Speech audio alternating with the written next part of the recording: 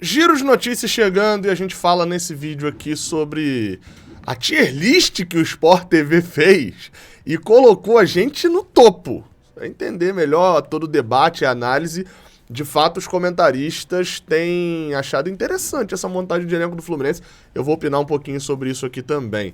E além disso a gente vai falar também sobre o Luan Brito. E aí, em que pé que tá a negociação? Lá fora ele tá vendido, aqui dentro ele não foi vendido ainda. Como é que tá a situação? Vinheta do Giro de Notícias.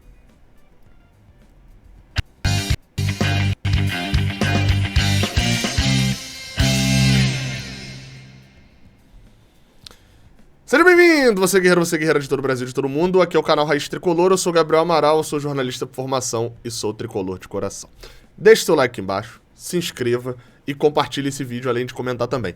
Deu uma travadinha aí, da outra vez até alguém falou, pô Gabriel, acho que a vinheta deu uma travadinha. Então, nesse momento também deu, porque estou exportando aqui, renderizando o raio-x de Vitor Mendes, sai nesta quinta-feira, e durante a quinta-feira eu também já vou trabalhar um pouco para colocar o raio-x do Keno no ar, além do raio-x do Keno. Aí eu espero publicar 2 na sexta-feira, Keno e Jorge. E aí, pelo menos a princípio, finalizar essa sessão de raio-x que, olha, deu muito trabalho para poder fazer. E eu conto com a sua audiência. Do Vitor Mendes vai ser publicado hoje, ainda por volta da hora do almoço, tá? É mais ou menos a hora, se não tiver nenhuma surpresa. E você vai passar agora, não é na hora do almoço, não, é agora, aqui embaixo, no link que tá no primeiro comentário fixado, no link da descrição, para concorrer a um PC Gamer, a um Xbox Series S e a um PS5. E a vários prêmios em dinheiro. Isso por quê?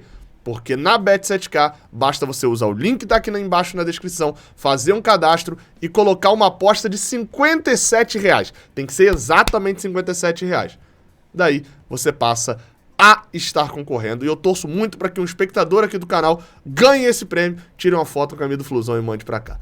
Beleza? Vamos embora, a gente vai agora para as notícias. E a gente começa falando sobre o Luan Brito.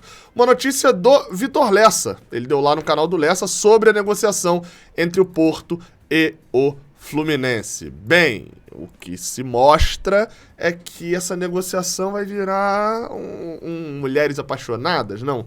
Celebridade? Não sei, talvez. Cúmplices de um resgate?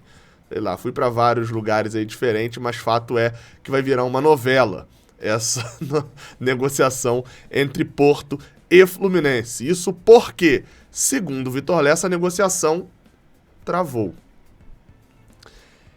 Segundo Lessa, a proposta do Porto é mesmo de 3 milhões de euros. Só que não é 3 milhões de euros para comprar o Luan Brito. Se fosse isso, eu aceitava, inclusive, tá? Só para deixar claro. 3 milhões de euros pelo Luan Brito. Não é isso.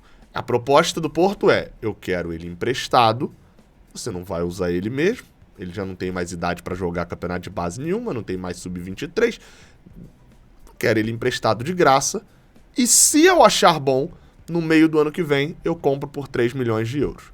Essa é a proposta. A opção de compra tem um passe fixado de 3 milhões de euros. O que o Fluminense quer?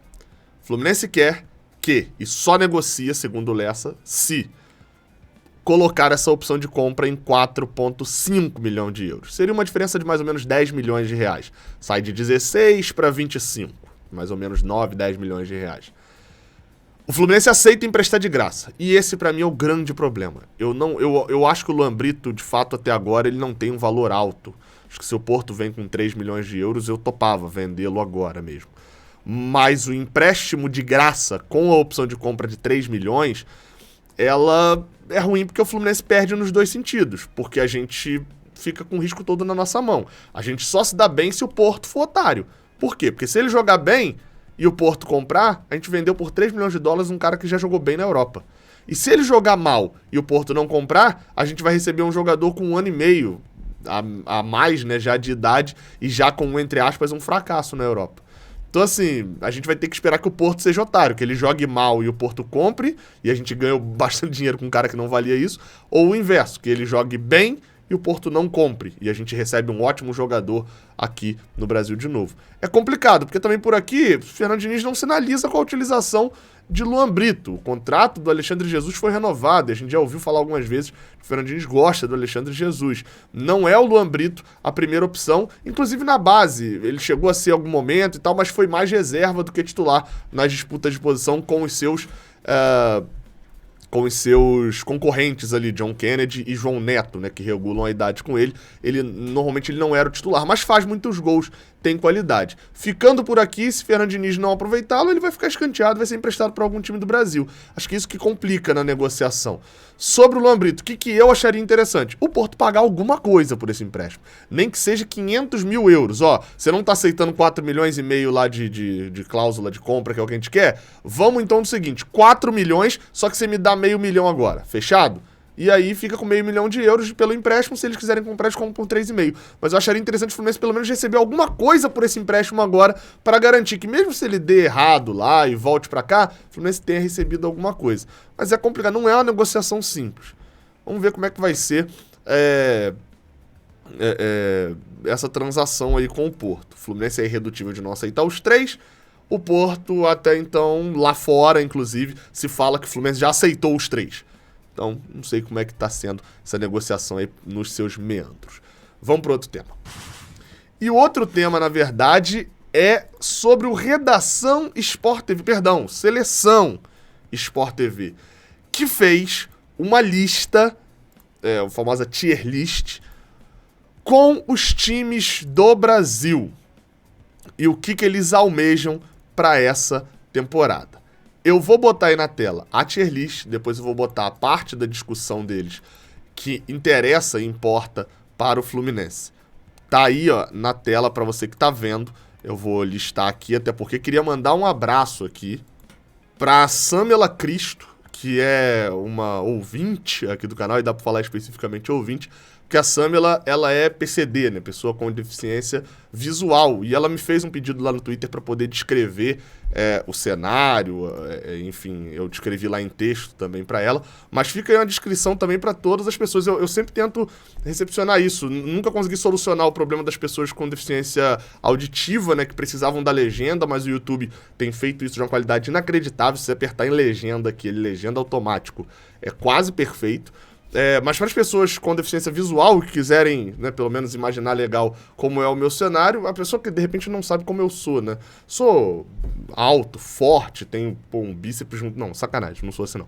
Mas eu sou branco, tenho cabelo preto, tenho barba, cabelo baixo, tô sempre de camisa do Fluminense, em primeiro plano na câmera, e atrás de mim tá o meu estúdio, são 2 paredes que aparecem, uma cheia de quadros do Fluminense, com a plaquinha do YouTube, dos 100 mil inscritos, quadros da camisa que o Renato Gaúcho fez o gol de barriga, quadro do Fred, quadro do Gum, alguns copos em cima de uns nichos, um cavalinho do Fantástico, do Fluminense, e na outra parede tem camisas do Fluminense, algumas organizadoras ali de camisas, são muitas camisas, e copos também, são muitos copos do Fluminense. Acho que consegui ajudar pelo menos a galera e fui alertado sobre a importância disso também, e sempre que posso ajuda. Vamos agora falar aqui sobre a tier list da Seleção Sport TV, mas vamos focar aqui no que importa, que é, eles dividiram em 3 opções aqui: briga por títulos, pode beliscar uma Copa,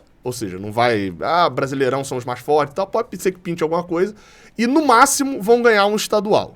Ou seja, a pior categoria era, no máximo, ganhar um estadual. E colocaram o Fluminense na primeira categoria, briga por títulos. Junto com o Atlético Mineiro, ao qual eu discordo. Pode ser que eu esteja completamente errado aqui, mas eu acho que vai ser um ano muito complicado para o Atlético Mineiro. Flamengo, eu concordo. Palmeiras, concordo. E Internacional, se o Fluminense tá, o Internacional tá também. Acho que são os 2 times ali que olham para esses 2, Flamengo e Palmeiras, como franco-atiradores, assim. Enfim, eles listaram. E eu vou botar aqui, são 2 vídeos. O primeiro deles a justificativa do porquê eles botaram o Fluminense ali. Vamos assistir então, esse é mais curtinho. Bem, vamos lá, vamos ver. O Paulo Nunes, como eles tinham que votar em 20 times, normalmente um só falava ali um pouco e os outros concordavam ou não. E foi o Paulo Nunes que falou sobre o Fluminense. Paulo Nunes. Eu tô na dúvida se eu coloco o Fluminense lá brigando por títulos. pode beliscar uma Copa. Então eu vou botar o Fluminense briga por títulos. Eu vou. No passado surpreendeu, né? Surpreendeu, jogando bonito, durante algum período brigou de fato. Não, e teve um período que caiu um pouco, né? Que era natural, normal, e aí eu imaginei que pudesse desgringolar tudo, ao contrário, melhorou no final. Então eu acho que com o trabalho do Fernando, ele pode sim brigar por títulos. Bem, então o Fluminense lá pra cima e o Fortaleza. Bem, e aí agora, eu tô indo meio que de trás pra frente, que isso aqui foi no final do programa. Agora, eu vou mostrar aqui o debate sobre o Fluminense. No momento em que o Guido Nunes, que é quem tá apresentando, muita gente boa, por sinal, encontrei com ele lá em Fortaleza, me deu carona, enfim. E disse que acompanha o Raiz Tricolor também, de vez em quando ele vai fazer matérias sobre o Fluminense, etc., acompanha aqui. Então um abraço aí pro Guido. Roger Flowers, e Ana Thaís e Paulo Nunes, eles comentaram um caso sobre o Fluminense. Vamos assistir porque tem pontos importantes para serem falados. Ó, vamos lá, vamos assistir aqui essa primeira parte. A intenção do Fernando Diniz também para essa temporada? Eu acho que quando a gente falou do Palmeiras, né, da importância do Abel para você fazer com que esse elenco seja mais valorizado, né? Ele consegue tirar melhor dos seus jogadores. Agora, o campeão disso no Brasil é o Fernando Diniz, né? O que ele consegue explorar desse elenco. O ano passado já foi assim, jogando com um atacante improvisado na lateral. Ele é um treinador que não tem medo de fazer com que o jogador receba um novo estímulo para performar em uma outra posição. Então, assim, eu acho que fez boas contratações o Fluminense e muito pela cabeça do Fernando Diniz. Só que eu vou colar na do Roger, né? Também é um técnico que está sendo observado pela seleção brasileira. Verdade. Então, contrata, daqui a pouco vem a CBF e leva ele para a seleção. O que você achou, Roger, dessas contratações? Aí, enfim... Ah, tá, vamos ver o Roger agora. Importantes, pontuais, eu acho que ele tem um time base na cabeça já. E vai pincelando com essas novas chegadas. O Guga é para ali jogar e dividir com o Samuel Xavier. São dois laterais até que jogam de forma parecida, que gostam de entrar por dentro. Ou o Fernando faz com que o lateral venha muito por dentro, que faça parte da construção, né, que venha com essa bola dominada, buscando triangulações. O Keno é a atenção do Fernando Diniz. Aí sobre o Keno é porque tá num outro vídeo, então deixa eu passar aqui. Mas até antes de eu passar, é importante esse destaque do Roger, né, de como o Guga acrescenta. Ah, mas ele acrescenta coisas parecidas que o Samuel acrescenta. Tá, você não quer... O Samuel Xavier não foi bem em 2022? Você não quer ter outro Samuel Xavier para o dia que ele se lesionar, igual ele não se lesionou em 2022, o dia que ele tomar vermelho, o dia que ele tiver mal. Isso acontece. A gente tá com a cabeça muito no 2022 ainda. É uma nova temporada, coisas novas acontecem, os times adversários também mudam, etc. Então, eu vou já comentar as contratações. Vamos ouvir só essa parte do debate que é importante. O jogador do desequilíbrio. Tá falando de Keno, e né? É onde a bola pode chegar de uma maneira mais clara para ele, ou de uma maneira onde ele tenha superioridade, né? Ou algum apoio para que ele possa fazer 2 contra 1, ou uma jogada individual de um drible para poder encontrar essas soluções técnicas e de habilidade.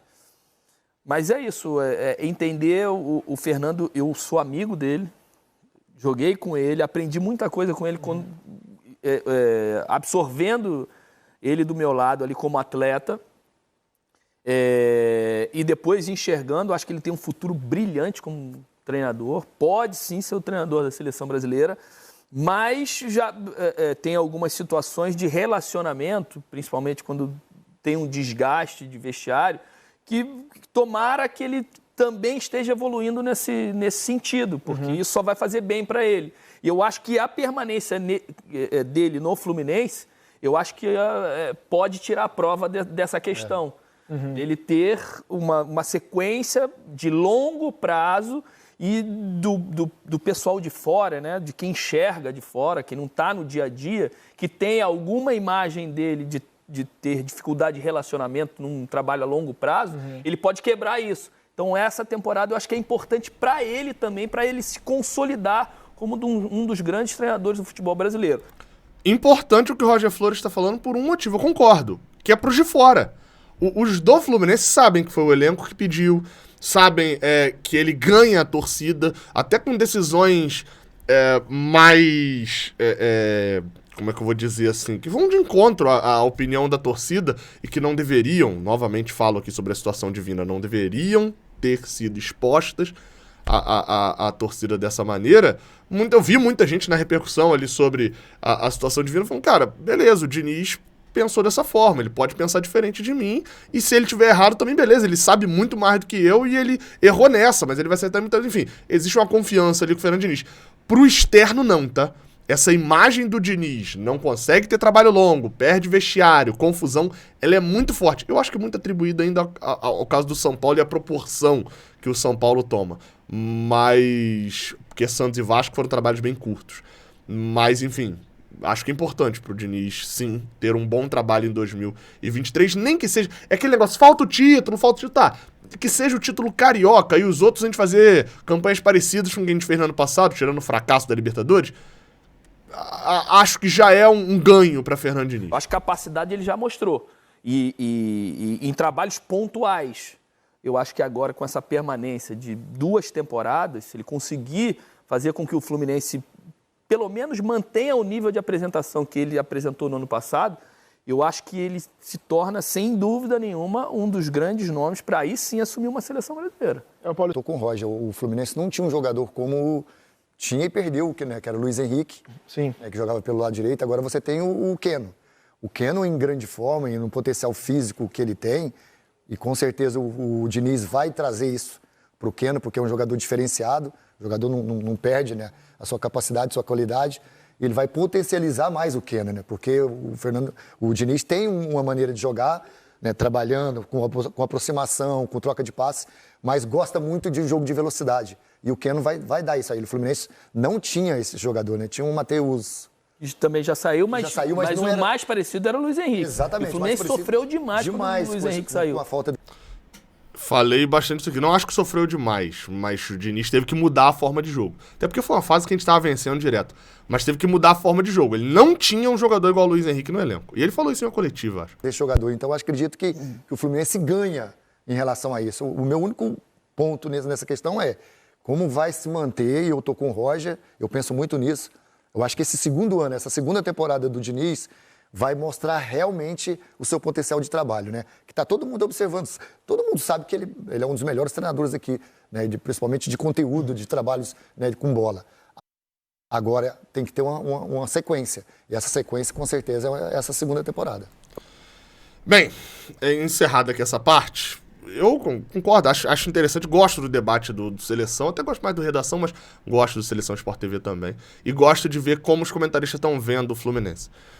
Pra fechar aqui, que eu falei que ia fazer a avaliação ali das contratações, o elenco do Fluminense reforçou, isso é um fato. O time que era bom no ano passado, e tinha um elenco que tinha várias peças em que a gente ficava assim, não pode usar, foi reforçado. A gente considera, eu pelo menos considero, o Fluminense contratou 6 jogadores até agora. Eu divido em 4 andares. O primeiro andar é o chega e é titular. Keno, tá sozinho nessa daí.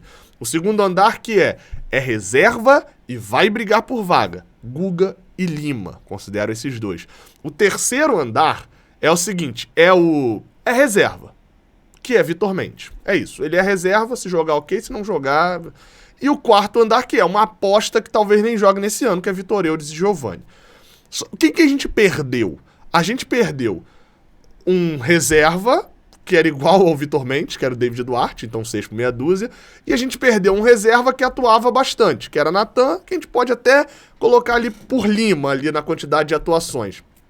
A gente foi perder, mesmo no gol, que a gente perdeu o Marcos Felipe, que era um reserva bom, de disputar a posição, perdeu pro Vitor Eudes, que é uma incógnita. Agora, a gente tá recompondo o Keno com o Luiz Henrique lá do meio do ano. A recomposição de Keno é pro Luiz Henrique, que saiu lá em junho. Então, assim, a gente melhorou o nosso time. O time que vai bem do Fluminense no Brasileirão é praticamente sem o Luiz Henrique. E a gente traz um jogador assim de volta igual o Keno. Óbvio, cada jogador tem sua particularidade. Será que Guga vai aguentar ser reserva? Será que Lima vai suportar a pressão de um time grande? Será que Keno vai jogar sem ter lesões? Será que o Vitor Mendes vai também suportar a diferença de jogar uma Série A na parte alta? Será que o Vitor Eudes vai finalmente jogar? Vai bem? Tem 2 jogos no profissional. Será que o Giovani existe? A gente até agora não sabe ainda. Ninguém tem informações ainda de que encontrou o Giovani. Sacanagem. Mas enfim, a Giovani a gente não sabe nada ainda. Então, assim, Nesse momento é isso que dá pra gente poder afirmar. O Fluminense reforçou o seu elenco. O time era muito bom. O time era bom e o Fernando Diniz transformou num time excelente, que batia de frente com qualquer equipe do Brasil. O elenco era mediano, tinha muitas peças furadas no banco de reservas. Deu uma melhorada e, obviamente, com o trabalho com todas essas peças desde o início da temporada, quem sabe o Diniz transforma algumas peças que eram, como eu falei, peças furadas no ano passado, em peças ok, para serem utilizadas de vez em quando, trabalhando desde o início do ano. Beleza? É isso então. O vídeo ficou um pouquinho longo, porque eu, enfim, fiz a descrição também, fiz o anúncio tudo certinho, mas acho que todo mundo curtiu. Tamo junto. Raio-X Vitor Mendes tá aqui, ó, tá renderizando. Tamo junto, até a próxima. Valeu!